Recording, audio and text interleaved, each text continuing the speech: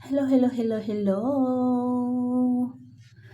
Ngayon ay andito kami sa Shuttle's Best. Niyaya kami ni Regine para magkape dito. Andun si Regine, nag-order na nga siya ng aming kakainin. So, andyan na siya. Kape muna at niluluto pa yung in-order niyang pagkain para sa amin. So, ikot na muna natin ang camera. At ito na nga ang kape. In-order ko ay cappuccino. Sa kanya ay latte. At syempre kay Papa Bert ay malamig. Kasi gusto niya rin malamig. So ito na nga ang aming mga order.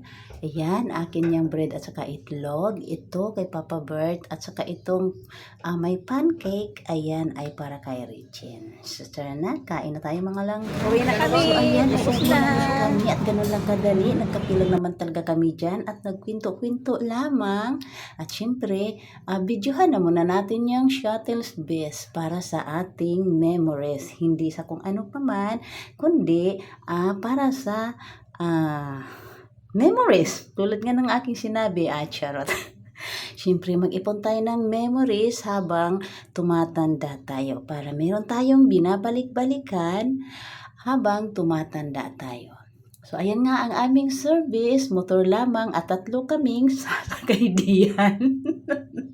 So, ayan na, paggabi na nga, kami ay pauwi na at habang nakasakay ako sa motor, binidyohan ko nga yung Shuttle's Best na yan. Makikita lang yan dito sa Anyana, Mulawin, kung saan nagtatrabaho yung aking panganay na lalaki. O kung gusto ninyong bumili ng bahay at lupa, i-chat nyo lang siya.